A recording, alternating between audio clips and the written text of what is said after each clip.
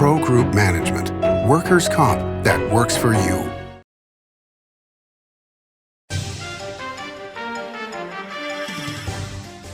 Welcome to Nevada Newsmakers. This is Orrin Johnson filling in for Sam Shad. Joining me today is Melissa Clement, president of Nevada Right to Life. Next on an all-new Nevada Newsmakers. Big R in Sparks is located on Bering Boulevard next to Smith's and across from Reed High School. It's a 50,000 square foot hardware store and a whole lot more. It's your spring headquarters with lawn and garden supplies, power equipment, and outdoor living. Big R on Bering Boulevard in Sparks next to Smith's and across from Reed High School. Big R, hardware and a whole lot more. Carson Valley Inn, it's your place for the good times. Carson Valley Inn.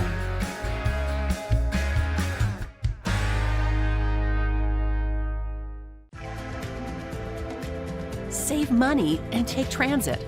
Did you know you can ride the bus all day for less than what it would cost you for a gallon of gas? Plan your trip now by going to rtcwashoe.com. As you know, Reno is booming. Toll's Development Company is helping it grow with insightful design and development, building community with every project, adding beauty, adding excitement, emphasizing our shared humanity. Reno is becoming bigger. Toll's Development is helping it become better, more livable, more enjoyable. To learn more, go to tollsdevelopment.com. tollsdevelopment.com. Like a traditional handmade basket, retail is woven into the fabric of life in Nevada. From big box to mom and pop, retail supports our communities in countless ways. Jobs for the disabled, team uniforms for kids, help for the elderly, and so much more. Retail employs over 1 in 10 workers. Retail supports Nevada, and we support retail. RANNV.org. This is Nevada Newsmakers with host Sam Shad, a no-holds-barred political forum. Now, from the Nevada Newsmakers broadcast headquarters, here is Sam Shad. Welcome back to Nevada Newsmakers. This is Orrin Johnson filling in for Sam Shad. With me today is Melissa Clement, who's the president of Nevada Right to Life. Thank you so much for joining us today. I appreciate it. Thank you for having me today. So your organization lobbies largely on abortion issues, euthanasia, that sort of thing. Are there other things your organization is kind of focused on, or is it mostly those two things? Well, it basically comes down to life from conception to natural death. Okay. So anything kind of that falls in that area. So obviously, abortion itself has been a major issue, and with the reversal of Roe v. Wade, it's become even more so. How long have you been lobbying and advocating on this issue? Boy, I always have to remember how old my oldest daughter is, and so it's been about 24 years now. Okay. In 24 years, so how is this year, the first legislative session in Nevada since Roe v. Wade was reversed, since the Dobbs decision, how has that affected legislation, policy, your efforts, everything else in this particular session? Well, absolutely. It's been kind of a wild year, I have to be honest. Starting from the point when the leak for the Dobbs decision came down, everything changed. It wasn't very long ago that pro-abortion folks would get really angry if I called them pro-abortion, and they didn't want to talk about abortion. And now it's more abortion is healthcare, and that's what we're seeing, is just a redefining of healthcare, a redefining of women's rights, and it has been an interesting time. I won't lie. So, in terms of success or failure, so this session there was a constitutional amendment that was passed, the first step in a constitutional amendment being added, but it went through the legislature, which actually essentially codifies in our Constitution Roe v. Wade. And explain that to us a little bit. Well, actually, it goes a little further, because if you were to, our current law codifies Roe versus Wade, because currently a woman can get an abortion for all 6 months, the first 6 months of her pregnancy, for any reason or no reason. And then after that 6 months, as long as she's in a hospital, she can still get an abortion. So that's very, compared to the entire world, only 5 countries have more permissive abortion laws than we do. But that wasn't enough.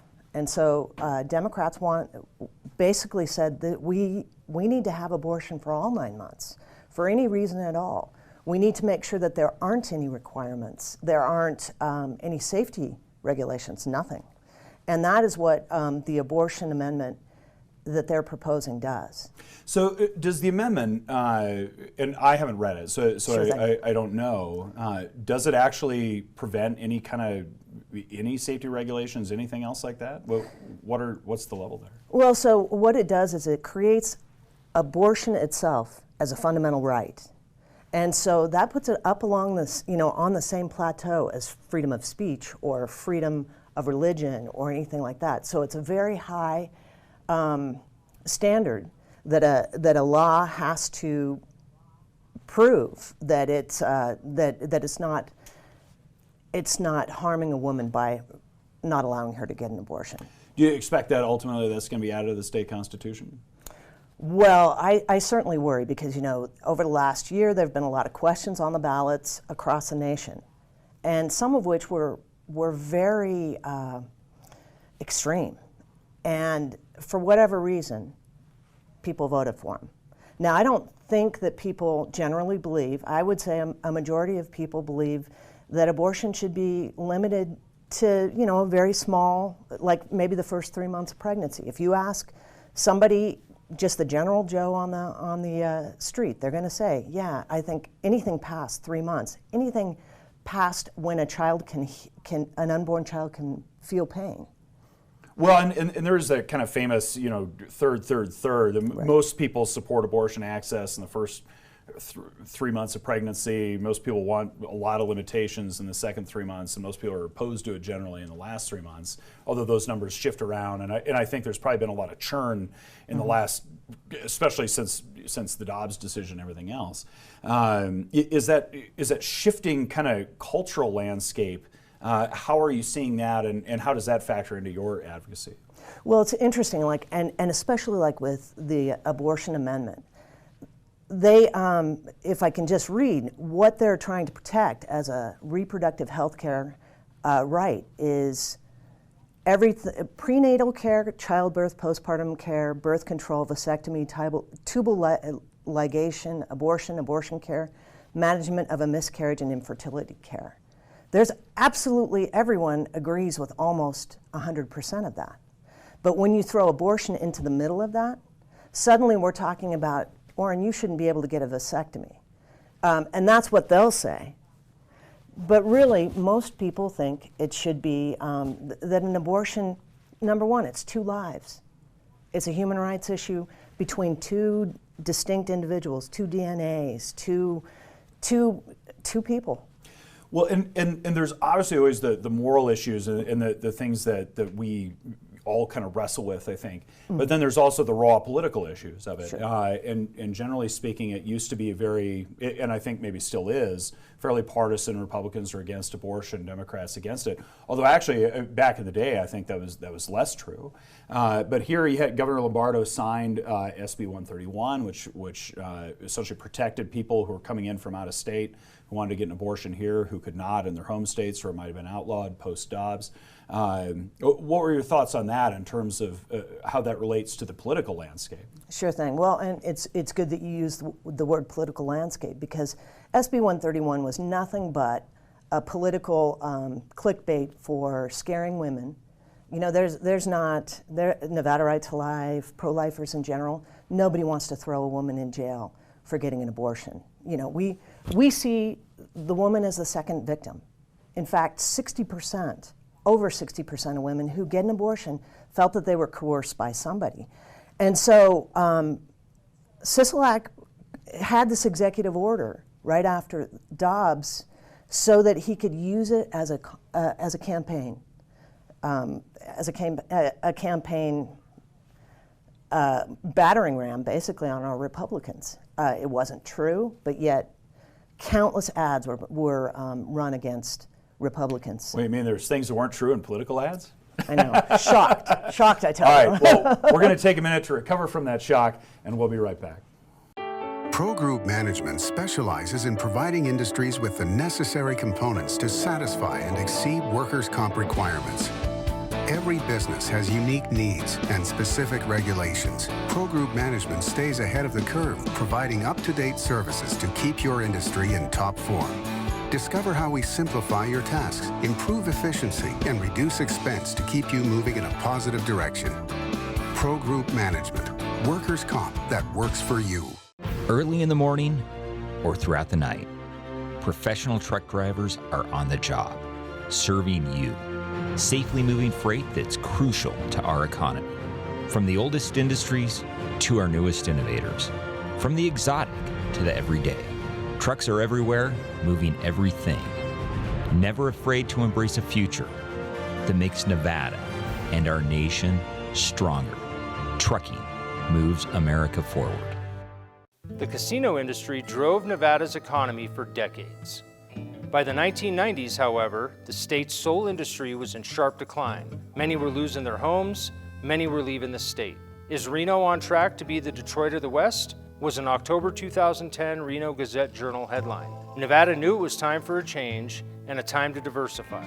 Story County took that lead, took risks, invested tens of millions transforming its desert into a place of opportunity and a future for Nevada families needing something new. That desert now provides thousands of high-paying tech, advanced manufacturing, and energy careers at companies like Tesla, Panasonic, Google, Switch, and Redwood Materials. Story County transformed Northern Nevada forever, and the tide of opportunity has raised all vessels through construction contracts, high-paying careers, and the power of payroll. Tens of millions have been generated in sales and property tax, permits, and other revenues for Reno, Sparks, Washoe County, and for all of Nevada. Enough, in fact, to generate a surplus after public services are provided.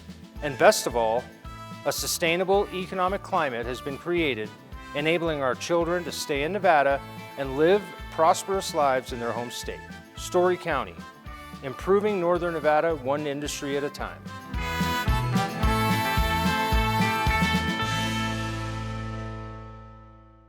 The Nevada Builders Alliance has been protecting the interests of the construction industry for over 50 years. Our programs save members thousands of dollars every year and allow them to provide much-needed benefits to their employees. Our industry also allows Nevada to grow. If you're thinking about a career in the construction industry, reach out. And if you haven't thought of a career in construction, what are you waiting for? We are the Nevada Builders Alliance. This is Nevada Newsmakers. And welcome back to Nevada Newsmakers. This is Orrin Johnson filling in for Sam Shadd. If you're just joining us, joining me today is Melissa Clement, president of Nevada Right to Life. So we're just talking about SB 131, which is essentially I guess it's been described as a sanctuary law to protect women who, after Roe v. Wade was overruled, some states have outlawed abortions, but if women came here from those other states, they wouldn't be prosecuted even if those other states tried to prevent it.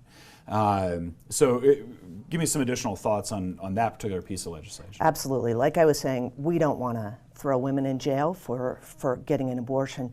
But what SB 131 did was it creates Nevada as a haven for what Idaho has passed a law against, which is abortion trafficking. The process of taking a child from Idaho and transporting them over the border for a secret abortion without parental notification or consent. In Idaho, in Arizona, in Utah, a lot of states protect children. But in Nevada, a girl as young as 11 or 12, if she can get pregnant, she can get an abortion without a parent knowing or consenting. And so abortion traffickers, adults that are not parents of these children, are bringing them into Nevada to get that abortion. And that was the biggest problem we had with SB 131. So part of the issue, I mean, you say nobody wants to put anybody who gets an abortion in jail. I mean, one of the things that I think drives anti-abortion advocacy, and one of the things that has in truth changed my mind on it, is seeing the ultrasounds of my own children and understanding the humanity of that child. But obviously, a lot of people disagree, and in good faith disagree with that. And so, is there something to be said? And I'm playing devil's advocate a little bit here. For if somebody is, a young girl can't get an abortion, and there's that sort of thing, for sort of the compassionate argument for allowing it to happen here? Well, I think, both of us are parents, and I can't imagine my child getting any kind of surgical procedure without me knowing, so that when my daughter comes home, I can give her the after abortion care, after wisdom teeth extraction care. It's the same thing. So there needs to be an adult that's involved, an adult that cares about that child.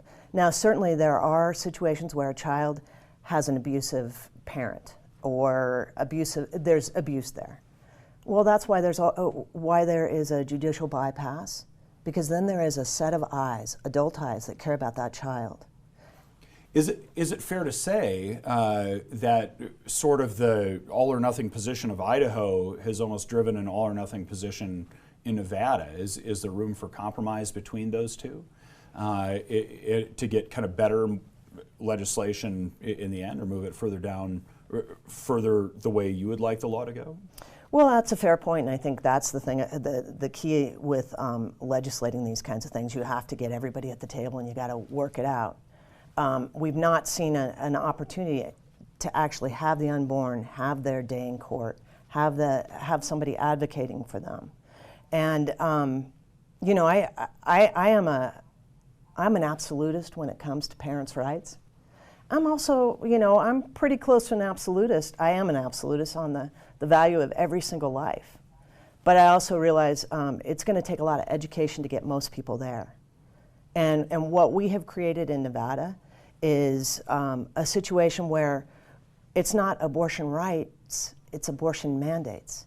And, like this ultrasound changed my mind as well. I wasn't always pro-life.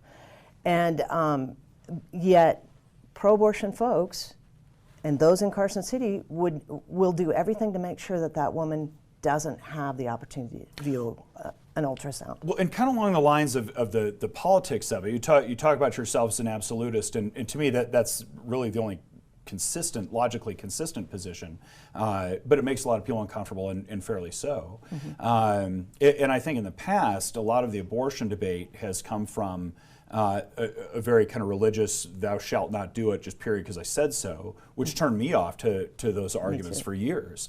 How do you make that argument in a way that speaks to Nevadans, who are notoriously the least religious of all the states in the Union? Well, and it's interesting. I never make this argument on a religious basis. It's kind of like converting to being pro-life, kind of converted being into the church. Interesting. Kind of a backwards, and so and I was like you. I would hear the religious argument, and it would just I just close my ears. Didn't make sense, and we are a very unchurched state. So for me, this is a human rights issue. It's the greatest human rights issue of our lifetime. And we see that if you don't value life at the beginning, you start to not value life towards the end. And that, I got to tell you, is a perfect segue, because we're going to talk about the end of life when we come back. For 50 years, Nevada Heating has been keeping people comfortable in their homes. At Nevada Heating, call the Do It Right guys and get the air conditioning back on today. That's the Nevada Heating way. Why sweat for days on end when Nevada Heating can get your air conditioning fixed today? Call us today and we'll fix it today at 323-5585 or schedule us on our website at nevadaheating.com. Everyone is talking about opioids, but they're not the only drugs that can be harmful if taken in large quantities or not as prescribed. You also need to be aware of side effects from anxiety drugs, muscle relaxants, sleep aids, and stimulants. Mixing prescription drugs with other drugs or alcohol can be dangerous.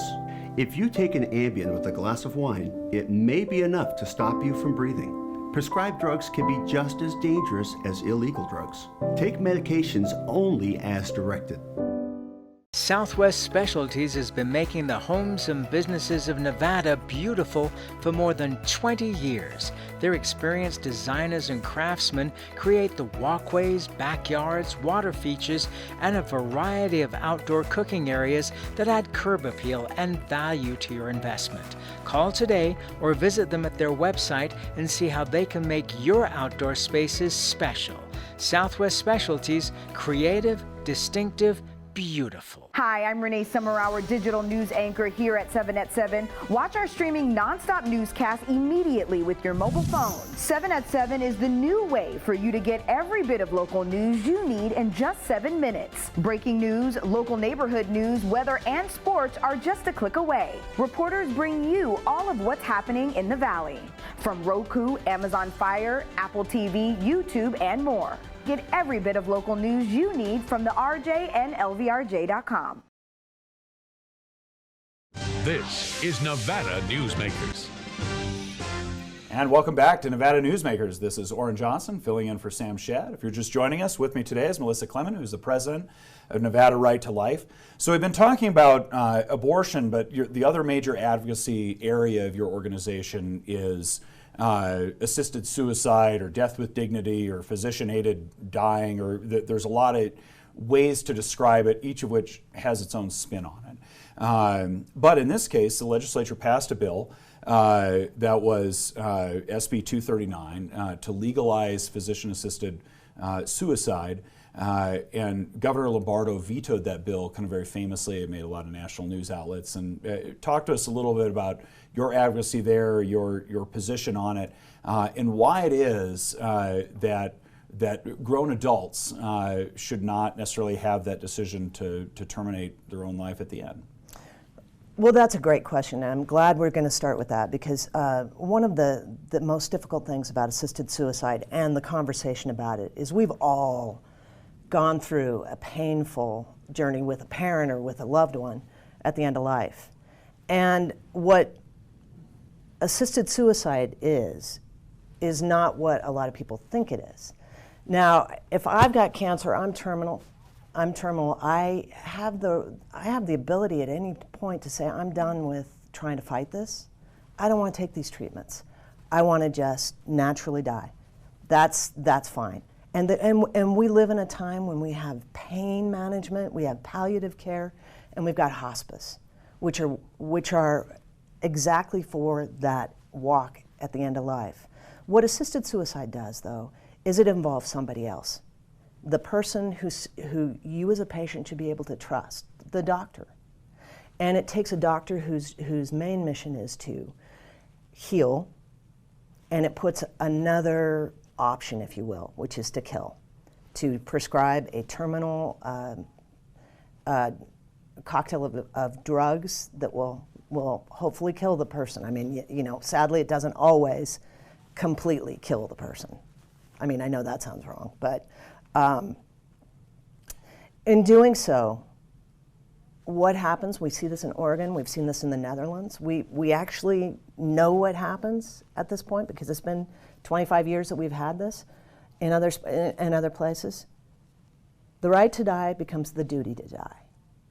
And assisted suicide becomes a treatment option and a very cost-effective treatment option. And that's the greatest concern, is that there are so many ways that this can be abused.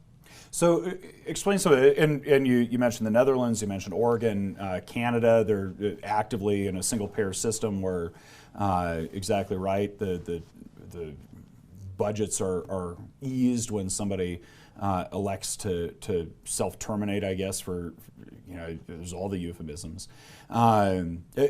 But again, how does that take the right away from the individual? If in fact that's what somebody wants to do, is there something that can be put in place to protect that, or will inevitably it turn into this duty to die that you discussed? Well, I think it probably inevitably will, because we've seen it in every jurisdiction where they bring assisted suicide in. They start with a bunch of guardrails and say, oh, this will never happen, but almost immediately upon passage, those guardrails come off in the next legislative session. But with with assisted suicide, you know, there isn't adequate mental health, really digging down into what's going on with the person. Because, you know, when you get a terminal diagnosis, it's very depressing. It's very hopeless. And then a patient starts to think that they're a burden to their family. They're a financial burden. And when this is an option, it can be very seductive.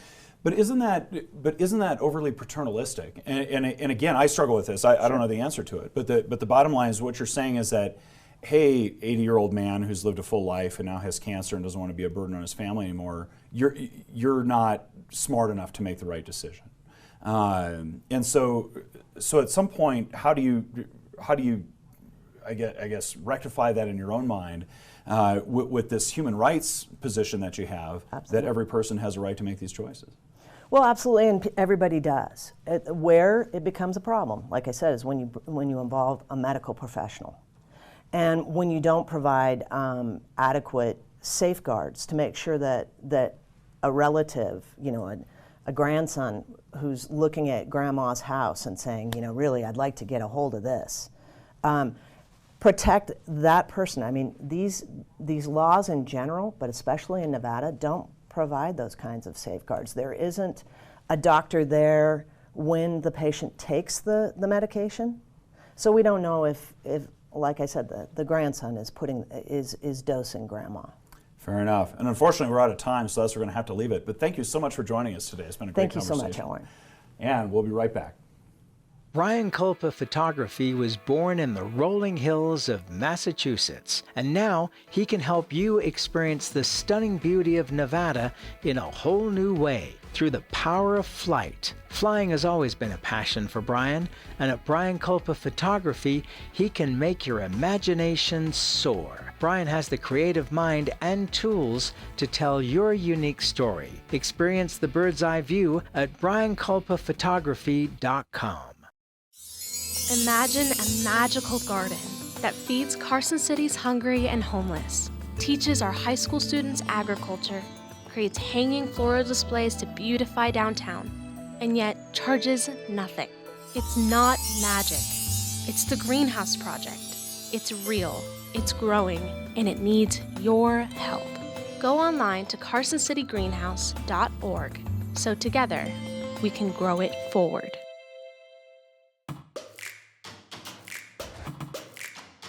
Snorkel personnel lifts are engineered beyond the industry norm to an uncommon level of safety and durability, and with an eye towards sustainability. They're also designed to be simple to operate and maintain. Snorkel, always at the cutting edge of progress. And that's all the time we have for today. Thank you for joining us. You can join Nevada Newsmakers 24/7 at NevadaNewsmakers.com.